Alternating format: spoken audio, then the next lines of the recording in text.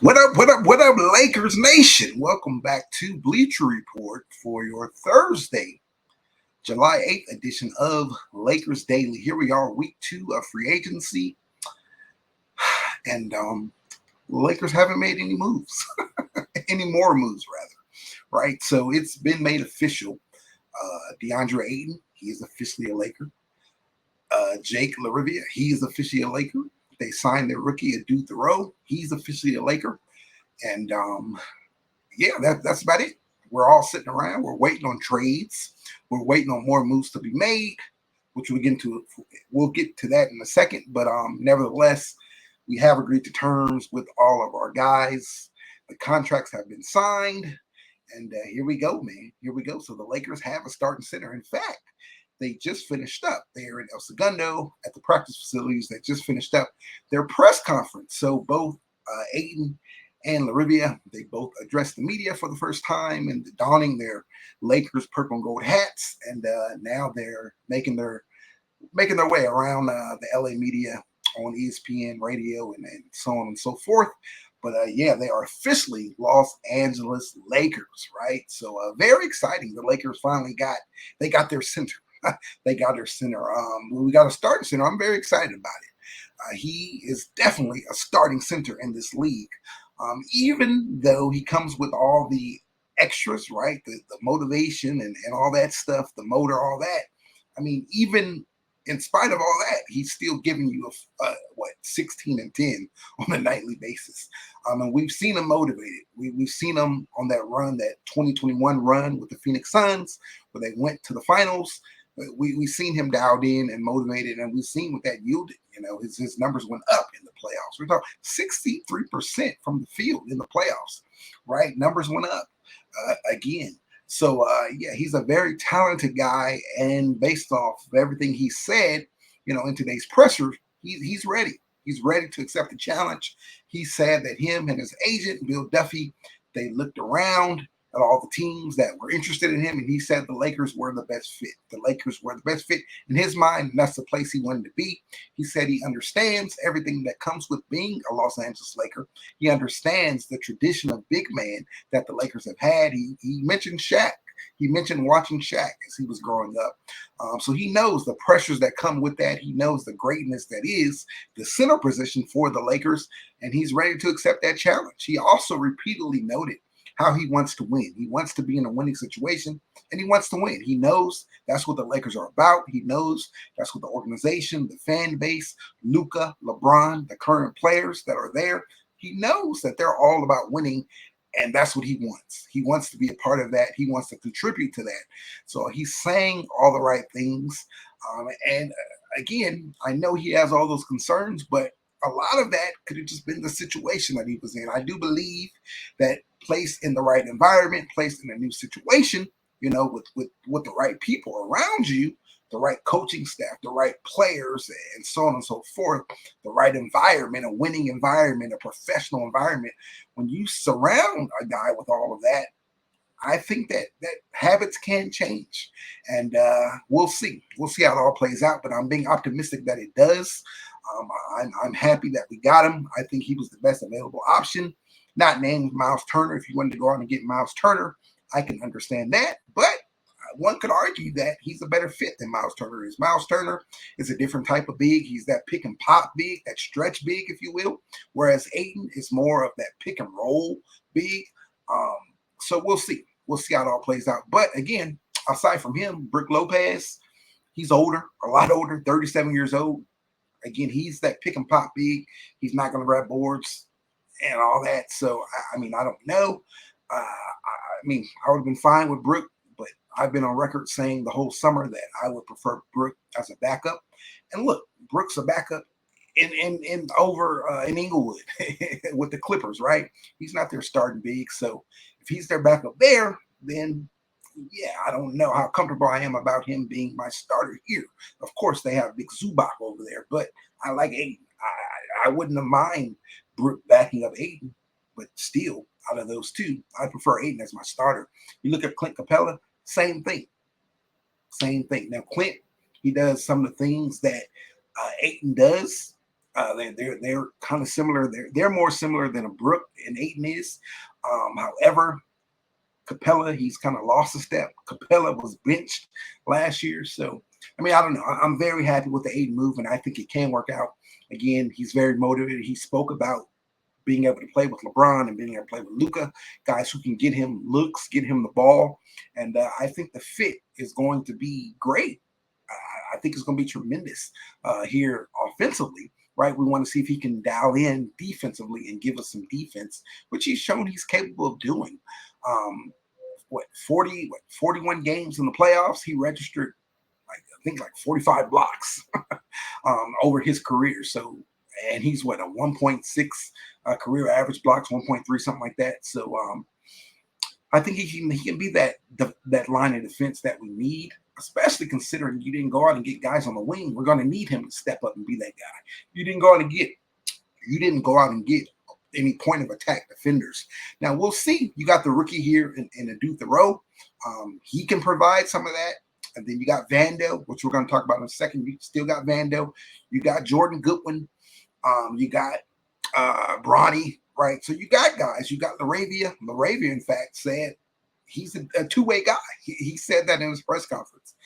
Obviously, we're all caught up in his offense abilities, but he said he wants to showcase that he's a two-way guy and he can contribute on that side of the ball. And boy, do we need it. So we just need everyone to step up. Everyone's going to have to elevate their games, step up, and buy in as a team defensively. We don't have the individual defenders, but as a team, if everyone buys in, then I think we can be better than we were last year. And then also, you see what Luka did with Jackson Hayes. You saw what he did last year, right? And just imagine what he's going to do with Ayton, right? So we're in a much better spot. We went from having Jax and Lynn, and then Koloko and Jimson and those guys. So now having a legit big and Ayton, and I think that Ayton is what a top. I don't know. He's definitely on that other side of the 15, right? One of the top 15 best centers in the league. And I think we'll be reminded of that. Again, he's been in Portland, buried in Portland for the last couple of years since he had the run with Phoenix. So now all eyes will be on him. Luka's going to elevate his game. LeBron, AR, they're all three guys right there who can get him the ball. They're all going to elevate his game. And I think we'll be reminded just how good he is. Again, the only concern I have, same concern as everyone else, is him being dialed in. But I'm going to give the man the benefit of the doubt, and we'll ride from there. Again, and I want to say this. He's playing for a contract, right? He's on an expiring contract, pretty much. He's playing for a contract. He's playing for his next contract. I know he has 2 years on his deal. Next year's a player option. However, he wants that to be turned down. I think it's a team option, right? Next year. We want that to be turned down and him inking a new deal. So he knows that. As a fan base, we have to know that. So he's going to put forth his best effort because he's playing for his future. He's playing for a to be a $20-25 million a year center in this league. That's what starting centers make. The legit starting centers in this league. That's what they make, and that's what he wants to get to. Right? He's coming off a $35 million contract. We know the buyout. He gave 10 back. So what? $25 million now here on the Lakers. He got a contract for $8 million per season. So he wants to go from that back up to that $20-25 million slot. So he could be potentially playing for a 4-year, $100 million deal. That's what's on the line here. 4-year, $100 million deal. $100 million. That's what he's playing for. So he's playing for that new contract. So I think he's going to be bought in. And I think his teammates know that. They know what he's playing for. And I think they're going to elevate his game. They want him to work here. He's 26 years old. So it's best for business. It's best for all sides if this works out. It's best for him, his career. It's best for his agency, his representation, all that. It's best for Luka, and it's best for the Lakers. We don't want to find ourselves next summer right here back in the same situation where we're looking for a big again. We want this to work out. And if it does, then hey, we could have our center of the future to pair alongside Luka Doncic. Now, continuing, speaking of center, Jackson Hayes, we know he reached a new deal. Since last I seen you guys, he reached a new deal. He re-upped with the Lakers. He's staying with the Lakers on a 1-year, 3 and some change. So it's a little bit more than the vet minimum. I know people are freaking out because first they said, oh, he has a no trade clause. And then, oh, he's making more than a vet minimum and he's eating into the biannual exception. Just so many things. So here's the thing. Luka, Ayton, Jackson Hayes, they all share the same agent. Bill Duffy is the agent for all 3 of those players. So I think there was some give and take here. In Lakers Nation, we should be used to this with Clutch, Rich Paul and Clutch. There's been give and take, since 2018, right? Before that, before LeBron even showed up, the give and take with KCP. We gave KCP a huge contract, and that was just to open up the door to have conversation with Rich Paul for LeBron James. We all know that, and I think this is some of the same thing going on here. We know Luka's going to sign an extension, so hey, we scratch your back, you scratch our back, we scratch your back. Let's work together. Let's get this done. So, hey, we'll waive the no trade clause if you sign our client, right? And in doing that, give us a little bit more money. So there was a lot going on there, right? We want to please Luka. We want to appease to Luka. August 2nd, that's the date. Circle that. That's when Luka can put ink to paper on that new deal, which I believe he will. So again, you just want to appease that. You want that relationship. Bill Duffy, he's been in this thing a long time, in this agent game a long time. He's a good agent, has some good players. So here, you want Ayton? Okay, well, we'll give you Ayton, but how about you take our, keep our other client as well, in Jackson Hayes, right? And again, we'll waive the no trade clause, kick us back a little bit more money, and that's what the Lakers did. So Jackson did waive the no trade clause, and in fact, it wasn't a no trade clause that the Lakers gave to Jackson.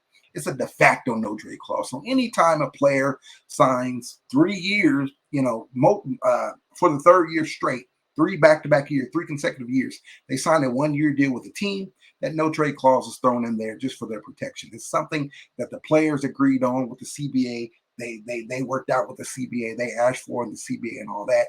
So it's every player. It wasn't just the Lakers. I've seen a lot of people slamming Rob. That's not what this was. It was something that's in the CBA. So when you sign 3 consecutive 1-year deals, that de facto no trade clause is included in there. And Jackson waived it, so it doesn't even matter. He waived it, and I don't think he would have gotten away anyway. If something arose, a trade arose where they needed his salary, again, it's only $3 million, 3 and some change. So it's not like, it's not going to make or break a deal. But if they needed that $3 million, then they could go ahead and throw him in the deal. So we'll see how that all plays out. But nevertheless, he's our backup, and I'm fine with him being our backup. Now, I prefer him being that third option, but Jackson played some good basketball last year. Jackson is a good player. He's a backup center in this league. I'm not mad at that at all. It was just the role he was playing. He's not a starter, especially on a contending team. I don't think he's a starter on any team, but a contending team with Luka and LeBron on your roster, no, Jackson cannot be your starter. But shout out to Jackson. He did his thing during that stretch. Well, now he can play a better role, a role he's more suited for as a backup, backing up Ayton. So I like it. He's going to bring you some energy off the bench. He's going to bring you some defense. He's still a good shot blocker, a rim protector. He's that vertical lob threat, high motor. He's going to run and run and run. So I like that. And you have Ayton, the same thing. Ayton is going to run and run and run. Ayton is a legit athlete, man. He's a beast. At times, he's the best athlete on the floor. Go back and watch some of his film. He's the best athlete on the floor sometimes. So, yeah, having those 2 monsters, they're both athletically gifted, athletically talented. So having those 2 guys running at you for 48 minutes, a combined 48 minutes there, I like that a lot. I like that a lot. Now, it remains to be seen what they do if they go out and get another center. We all know that they're interested in Al Horford. After him, there's not many other centers available on the free agent market, but Al Horford, he's also linked to Golden State, but he's also considering retirement. So we'll see. We'll see what decision he makes. The Lakers do have Maxi Kleber on the roster. People forget about him. He's a playable player. He's a legit big in this league. He's a stretch 5. He's a great screener, a great ball screener, right? That ball screen offense that the Lakers love to run with Luka, all those double drags and so on and so forth. Maxi is great at that. In fact, go back and watch him film. He has some chemistry with Luka already. They played together. One thing that I love that Maxi does is the way he can set that screen and then roll and then come back and set another screen. And then as he's setting that second screen, Luka is right there and he gets an easy, uncontested layup. So just little things like that could be big, could be big. So Maxey, I wouldn't be mad at him being the third guy, and at times he'll probably step in and be the second guy. And then it also gives the Lakers some versatility at that position. You got Ayton, who we know what he is. You got Jax, we know what he is, and then you come in an entirely different guy in Maxi Kleber. That it gives the Lakers some versatility, and that's one thing that the Lakers need. They need as much as that as they can get. So I wouldn't be mad at Maxi. Now we all know that the Lakers, or we all want the Lakers to strike a trade, do a trade, and then we will presume assume that Maxey will be a part of the trade just because he's an expiring contract, and it's a nice contract to move, to stack up or aggregate with other additional contracts and get a really good player back. So we'll see. We'll see if that's the case. But if Maxey's coming back, I wouldn't be mad at it. And in fact, I think that's probably what will happen, at least to start the season. I think we'll go into camp with these three as our centers. And I think we'll start the season that way. And then also don't forget Koloko. Christian Koloko, he's also there. He's on a two-way deal. He brings you some defense. So there's even more versatility there. When he's called up or when he gets minutes, he can bring that defense. Something that the other three may not necessarily bring. Although I like Ayton's defense. I think it's underrated. Again, we just haven't seen him dialed in on that side of the ball because of the teams that he's been on. Portland, when did they prioritize defense?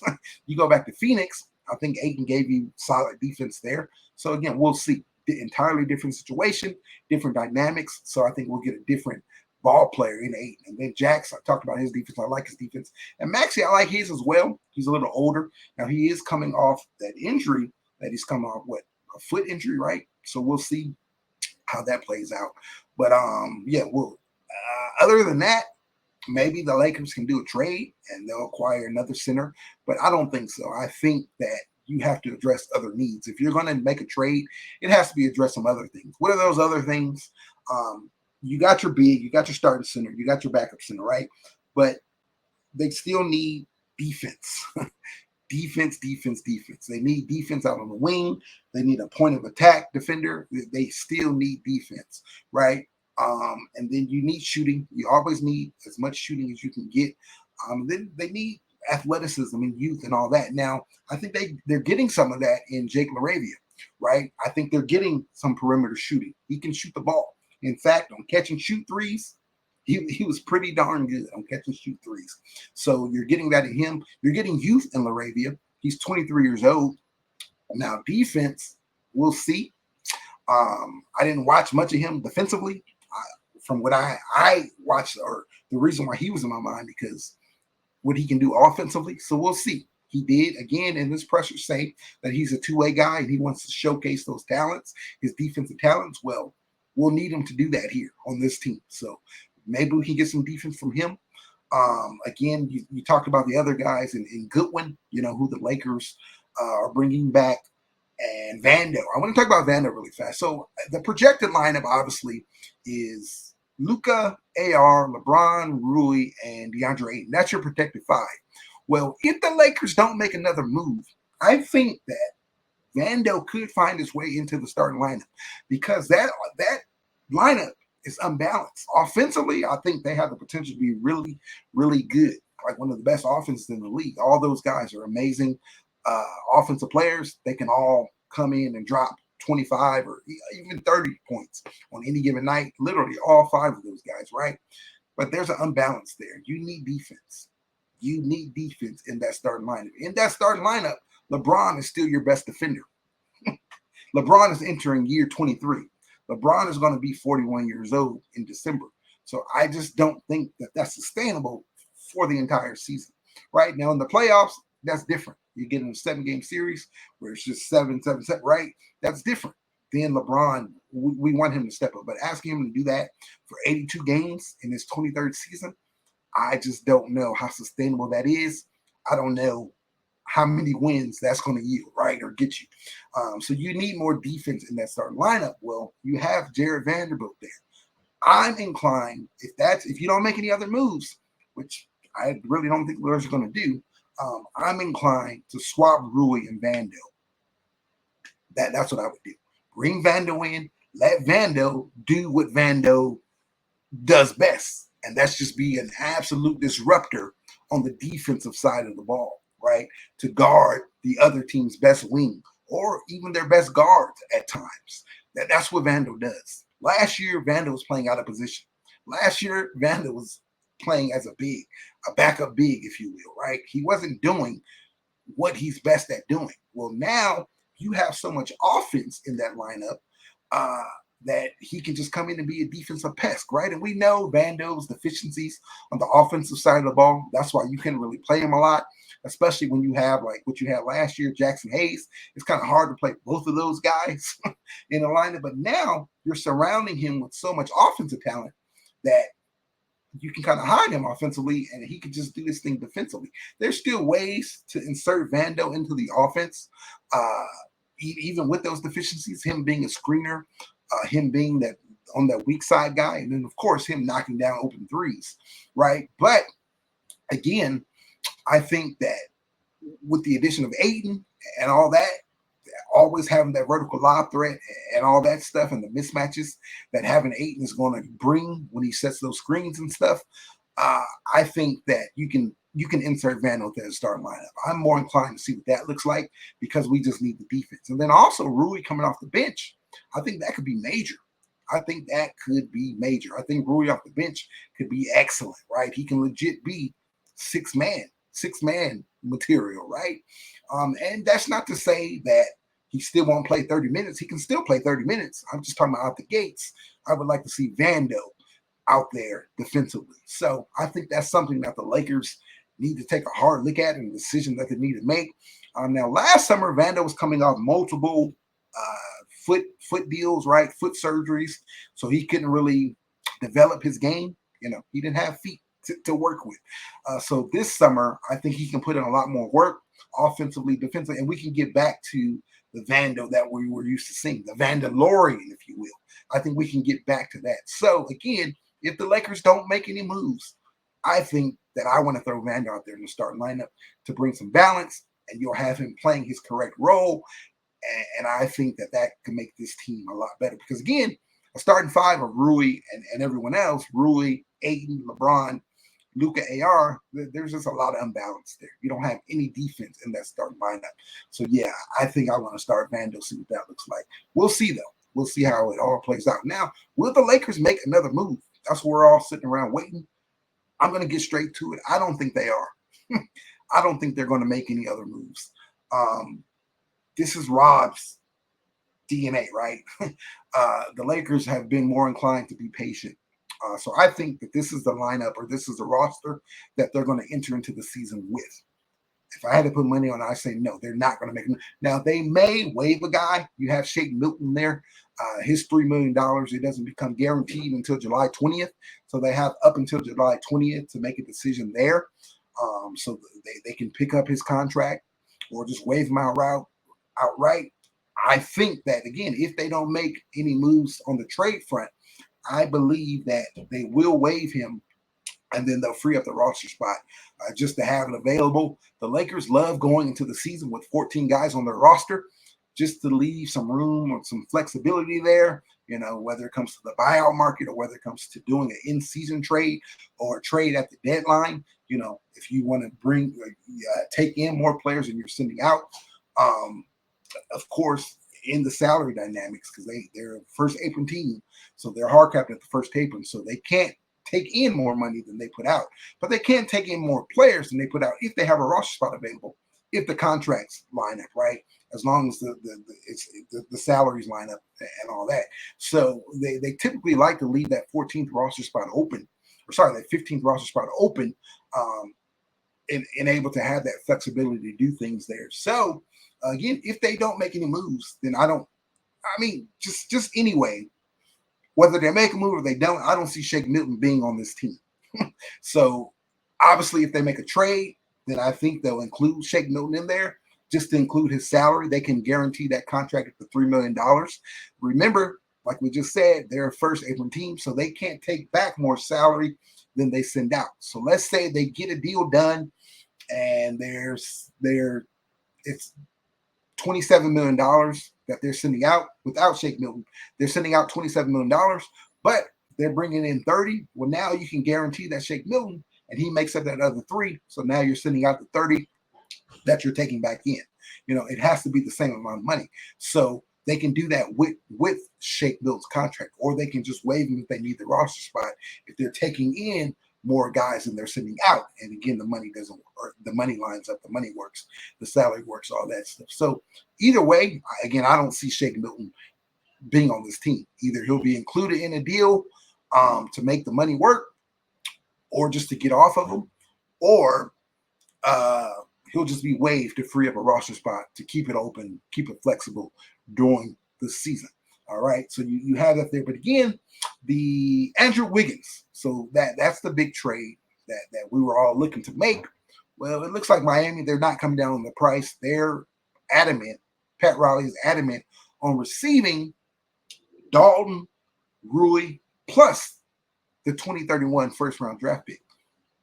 Again, I'd love to do that deal. I love to acquire Andrew Wiggins. We talked about the imbalance in the starting lineup. Just not having defense in the lineup. Well, Wiggins would definitely help that. He'll definitely check that box. I think if you add Wiggins to this roster, that makes the Lakers, I think that pushes them closer up to that first tier, right? That first tier of contenders. I definitely do. I think that gives them an edge over a lot of guys, and that puts them right up there, probably at the bottom of that first tier. But I think that can be a contending team, a contending roster. However, I think that's a lot to give up. That's a lot to give up. All 3, we're talking Rui, Dalton, and the pick. So you're getting a player that you want, you're getting a young player, and you're getting the asset. You're pretty much getting all of the Lakers' assets, right?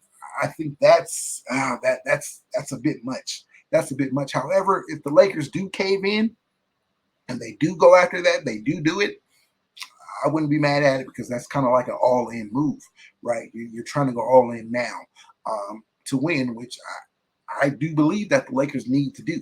I don't think that they can preserve all their cap space for 2027. And if a deal is out there to be made that makes sense, and you're not overpaying, which again, I think this deal you're overpaying a little bit.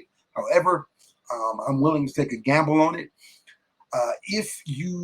If a deal's out there, the Lakers cannot, they can't say no to a deal for the sake of preserving their cap space. They just can't do that, right, for 2027. There was all the rumors and reports that that's what they were trying to do. But again, if a deal's out there to be made, I think you have to do it. And Wiggins might be a guy you may have to take a gamble on, right? So we'll see. We'll see. The thing is, they'll be in Vegas in a couple of days, right? Today's the final day of the California Classic, which the Lakers do play tonight. But Thursday, they tip off in Vegas against Cooper Flag, right? Bronny versus Cooper Flag. I think they said that's the highest, the most expensive ticket in a long time in Vegas Summer League. So that's in a couple of days. So the fact that everyone will be in Vegas, Rob will be in Vegas, all the other GMs and executives will be in Vegas, the Lakers will look to try to get a deal done there. So if they come to the end of Vegas Summer League and no deal is done, then yeah, they're definitely not going to do any deals, right? This is kind of your last opportunity to get a deal done. You'll have everybody there where they can negotiate face to face. They can sit while their teams play and talk and get something done. So the fact that they haven't done so already, I know everyone's panicking, freaking out. I'm not, because you still have Vegas. So if a deal is still there to get done, it could get done in Vegas when you have everyone face to face. It's just a lot easier that way. They can be saying one thing over the phone, but when you're sitting next to them and you're breathing the same air and you're looking eyeball to eyeball, things have a tendency to move a little more rapid, at a more rapid pace, if you will. So we'll see. We'll see. We could come out of Vegas with an Andrew Wiggins or someone else out there. There may be someone else out there, right? But again, if I had to put money on it, if the Lakers deem that asking price too high, I don't see them making any moves. The Lakers, they're a team that exercise patience. If they feel that the Lakers are never going to do a deal just for the sake of doing a deal, especially after going out and acquiring their biggest need of the summer, which was a center. That's not their only need, but that was their biggest need. And they went out and got that, a starting caliber center, a legit starting big. So they checked that box, right? And then you were able to turn around and get Jake LaRavia as well, a 23-year-old wing. So they checked that box. I like both of those moves. So now I don't think the Lakers feel like they're in a force position or a position to force a move or to make a dumb move, if you will. And I don't think that they'll do that. So they'd rather exercise patience. And we've seen them exercise patience many times before. Last summer, in fact, no moves were made. They exercised patience, and it kind of worked out in their favor. As upset as we were in the summer, it kind of worked out. You got DFS, right? And then you turn around and you got Luka, so how much of that would have been handicapped had you done deals in the summer? I mean, we just don't know. If they did trades in the summer, and there were so many trades. DeJounte Murray and Jeremy Grant and so many other guys, right? Had the Lakers done any of those deals, guess what? They don't have Luka. They don't have DFS. There's probably not enough to get that stuff done. So, the Lakers, historically, that's kind of what they do. They'll exercise, or under this regime, the Rob Pelinka's regime, that's kind of what they do. So they may just sit patient, right? They got their center, they got their wing, so they may not do anything else. I want them to do something else because, again, I think there's unbalance here. I want some more defense, some more wings, right? But if there's nothing out there, it takes two to tango. And I'm not at all giving Rob a pass. Not at all. But I'm just saying, I just don't think that they're just going to make any moves. make a move for the sake of just making a move, just to make a move, right? I think it has to be something that makes sense. Some other guys who the Lakers are linked to, free agent wise, Bradley Beal. He's expected to get waived soon by Phoenix, and we know he wants to come to LA. He said he'll be open to a trade, waiving his no trade clause. He has a real no trade clause, not the Jackson Hayes no trade clause, right? He's willing to waive that in a deal to come to LA being traded, but no one's going to trade us or the Clippers. I don't think either of us are going to trade for that. The Clippers did just trade away. They just freed up a spot and trading away Norman Powell. So they freed up a spot in their backcourt. So it's looking like they have it's looking like Beal is going to head to the Clippers, right? It looks like they have the advantage to land Bradley Beal by clearing that front office, or sorry, that backcourt spot. So at any moment now, soon, he should be getting waived, and he'll probably choose the Clippers. Right now, he's the guy I would love to have on the Lakers because it's going to be a vet minimum contract. Or even if it was a little more, the Lakers can offer more because they have their biannual exception.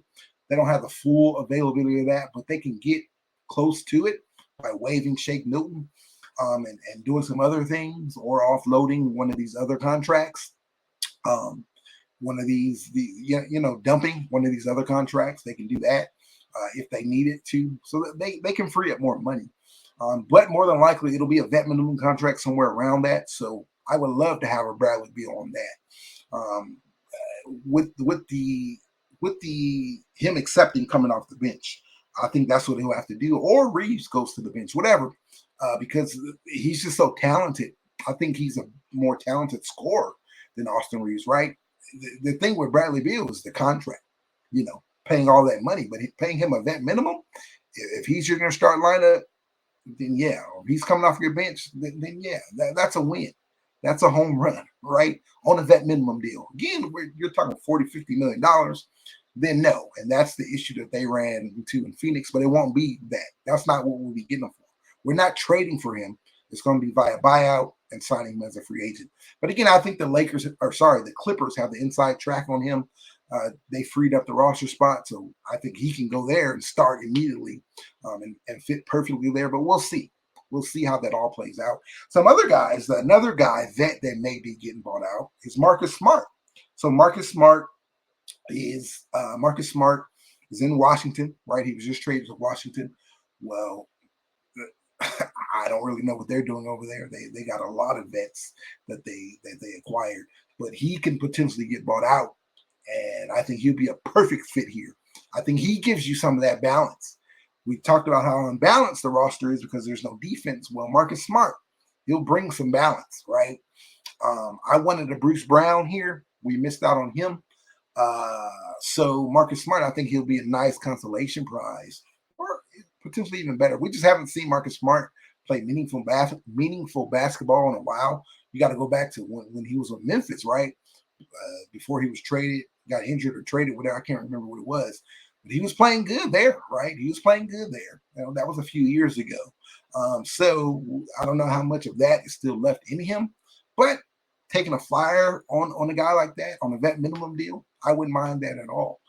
Maybe you swap Gabe Vincent. They want vets over there. Well, Gabe Vincent is a vet, so maybe he can be that and teach those guys over there. And that'll give him an opportunity on an expiring contract. It'll give him an opportunity to rehab his image, and because he's still young. Gabe is still young. He's not old. He's not an older vet like Marcus Smart is. So put him in Washington. Teams can get a look at him and see that he still has some in the tank, and they may trade for him at the deadline. He may get traded to a contender, or he'll just be an expiring contract and he'll enter free agency next summer. So I think that could work out for both parties. Marcus Smart coming here playing meaningful basketball where there's a defined role for him, being that 3-and-D guy. That's the issue with Marcus Smart. It's him knocking down shots. He's going to have to be able to do that. So we'll see. That's a name to keep an eye out for. Right now, trading for him, I don't know. The Lakers, if he's not bought out, if they can trade for him, if it's a second-round pick, the Lakers only have one second-round pick. They're 2032 second-round pick. So maybe you include that in the deal and some of the expirings, Gabe, and whatever else you got to throw in there as fillers. But a first-round pick, definitely not. And Dalton Connect, definitely not. I don't think I'm willing to throw both of those in or either of those in for a Marcus Smart deal. I much prefer to land, to sign them outright on a vet minimum deal. But a second-round pick, a 2032 second-round pick, I'd move that. You can get that second-round pick back.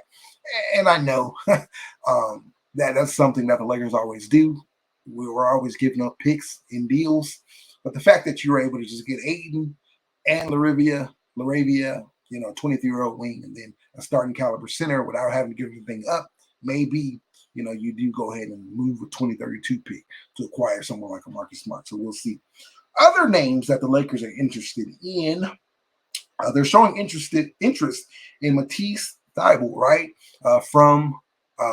Where's Matisse at? Matisse is important. They're showing interest in him. I would love to have him. I don't know what a deal like that would look like, but I would love to have him. AU Dosunmu from Chicago. That's another name. He gives you that point of attack defense that the Lakers so desperately need. So we'll see. We'll see. Those are a couple names out there. Kevin Love, he was just traded, but he's expected to get bought out. I think there's something floating around that they caught Love and LeBron at dinner together. We know their history there. So could he be a name that the Lakers bring in? I don't really know what Love would give you, what he really brings. He doesn't check any of those boxes of the things that the Lakers still need. So, I mean, I don't know. But, he's out there. That's a name to look out for. What else? Let me look on here and see if there's any breaking news or anything before we get out of here. The Lakers do play tonight. Dalton Connect, he's been struggling. His first 2 games in that California Classic have been really, really bad. Bronny played. He didn't play the first game. He played in the second game. He was great. He looked really, really good. He didn't play much. I think he only played like 11 minutes, but he had 10 points. He had a highlight, steal, and dunk. So, yeah, we're going to need a lot of that. I'm excited to see Bronny in Vegas. I'm excited to see Bronny in camp. He looks a lot better than he did last year, which I wasn't worried about that. He's going to put in the work. He wants this. So, I think he could be a key rotational piece for the Lakers even, right? Not saying he's going to come in and play 30 minutes and score 20 points and drop triple-doubles and all. No, that's not what the Lakers need from him. But to be able to come in and play 10, 15 solid minutes, give us some defense and some assists and so on and so forth, I think he can do that. So I think for whoever's still hating on him, I think that chatter kind of quieted down. I believe he can help us out. Again, Dalton looked really, really bad. Eric Dixon, he didn't play. He's out. I don't know if he's playing tonight or if he'll play in Vegas, but he missed the first 2 games. I want to see him because that's a big body and a bucket. He led NCAA in scoring last year, right? And his body, man, I'm enamored with him, intrigued to see how that looks. So hopefully he can play tonight. If not, then he'll be ready to go in Vegas. We know Thoreau, he's out for the summer. He won't play. He didn't play in the California Classic. He won't be playing in Vegas. He's out dealing with a knee. He is expected to be ready for camp. So unfortunately, we won't get to see him. But yeah, let's see. They do play tonight. I'm supposed to be checking, see if there's been any more updates.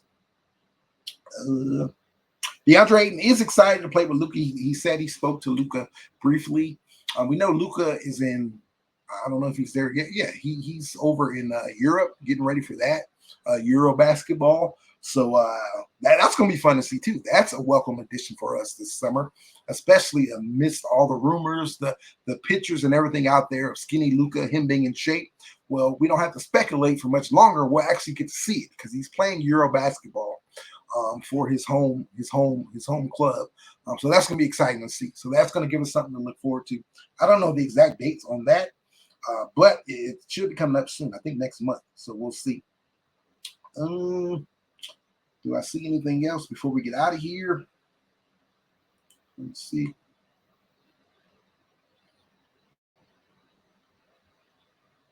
Rob didn't speak. He didn't, from what I heard, he didn't speak at the presser. So maybe he's working on something. Hearing about the kind of shape he's been in, he's super ripped, and I'm finally glad to be on his side. That's DeAndre Ayton on Luka. Ayton will be wearing number 5, right? He'll be wearing, I almost said 7. KD is wearing 7 in Houston. So Ayton is wearing number 5 here in LA.